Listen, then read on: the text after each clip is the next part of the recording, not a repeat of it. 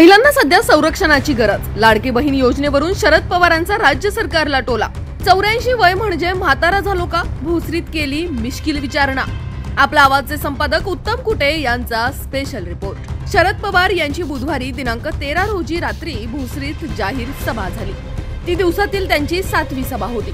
यावेळी त्यांनी सध्या राज्यात महिलांना संरक्षणाची गरज असल्याचा हल्लाबोल राज्य सरकारवर त्यांच्या लाडकी बहीण योजनेवरून केला। उत्तर पुणे जिल्ह्यातील शिरूर लोकसभेच्या आंबेगाव खेड आळंदी विधानसभा मतदारसंघानंतर भोसरीत त्यांनी राज्य व केंद्र सरकारवर शेलक्या शब्दात टीका केली। भोसरीतील गाव जत्रा मैदानात झालेल्या या सभेतील 20 मिनिटांचे भाषण पवारांनी 10ला 10 मिनिटे बाकी असताना प्रचार संपण्याच्या वेळे अगोदर संपवले। यावेळी रेकॉर्ड ब्रेक गर्दी सभेला होती। भोसरीचे प्रथम आमदार विलास लांडे, आघाडीतील तिन्ही पक्षांचे स्थानिक नेते यावेळी उपस्थित होते। भोसरी पिंपरीचे उमेदवार अजित गव्हाणे, सुलक्षणा शिलवंत धर या दोघांसह चिंचवडचे राहुल कलाटे अशा शहरातील तिघांना विजयी करण्याचे आवाहन पवारांनी केले। उद्योगनगरीशी असलेल्या घनिष्ठ संबंधांना त्यांनी पुन्हा उजाळा दिला। येथे बजाज, टेल्को आदी उद्योग ते हिंजवडीत IT पार्क कसे आणले हे सांगितले। त्यांच्या उपस्थितीत भाजपचे बाळासाहेब गव्हाणे, माजी नगरसेवक लक्ष्मण सस्ते, ईश्वर ठोंबरे, सारिका लांडगे तसेच अमृत सोनवणे, संतोष लांडगे आदींनी राष्ट्रवादीत प्रवेश केला। राज्य सरकारच्या लाडकी बहीण योजनेवर ताशेरे ओढताना सध्या महिला मुलींना संरक्षणाची गरज असल्याचे वाढत्या लैंगिक अत्याचाराच्या घटनांचे दाखले देत पवारांनी सांगितले। लाडकी बहीण म्हणता आणि दुसरीकडे गेल्या वर्षभरात 886 महिला मुली गायब आहेत। या विरोधाभासाकडे त्यांनी लक्ष वेधले। त्यांचे संरक्षण करण्याची, शेतकऱ्यांच्या वाढत्या आत्महत्या रोखण्याची गरज त्यांनी प्रतिपादित केली।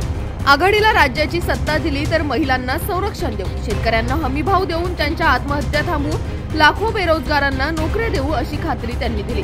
देशात 1 नंबरवरील आपले राज्य 6व्या क्रमांकावर घसरले असून ते पुन्हा 1 नंबरवर आणू असेही ते म्हणाले।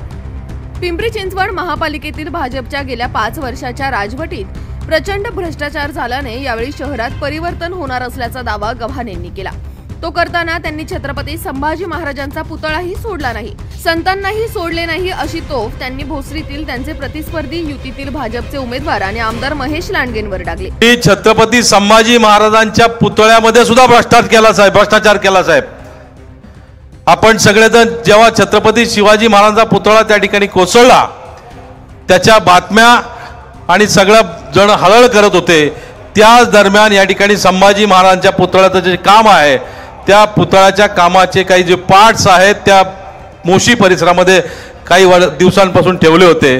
त्याच्यातल्या मोजडीचा जो पार्ट आहे त्याला तडे गेलेत। गेल्या 10 वर्षातील आपल्या कामाचा हिशोब देण्याची मागणी केली। निवडून आल्यानंतर भ्रष्टाचार मुक्त कारभार करू, 24 तास पाणी देऊ असा शब्द त्यांनी दिला। मतदान यंत्रावर आपले नाव 1 नंबरला असून आपले कामही 1 नंबरच आहे असे म्हणत त्यांनी अप्रत्यक्षपणे लांडगेंना टोला मारला। पवार साहेब या वयात काम करतात असे शिवसेनेचे पुणे जिल्हा संपर्क प्रमुख सचिन अहिर आपल्या भाषणात यावेळी म्हणाले। त्यावर 84 म्हणजे म्हातारा झालोय का अशी मिश्किल टिप्पणी पवारांनी केली। तसेच अहिरांच्या या वक्तव्यावरून त्यांच्याशी भांडणच झाले असते असे ते म्हणतात सभेत मोठा हशा पिकला। अजून 16 जायचीत असे म्हणत त्यांनी सेंचुरी मारणार असल्याचे सूचित केले। दरम्यान युतीच्या बटेंगे तो कटेंगे या नेरेटिव्हला हम डटेंगे और जितेंगे असे उत्तर अहिर यांनी आपल्या भाषणात दिले। भोसरीतील पवारांच्या या रेकॉर्ड ब्रेक गर्दीच्या सभेने भोसरीच नाही तर पिंपरी आणि चिंचवडमध्ये परिवर्तन होणार का? याविषयी आपल्याला काय वाटते? तुम्ही आम्हाला कमेंट करून कळवा। धन्यवाद।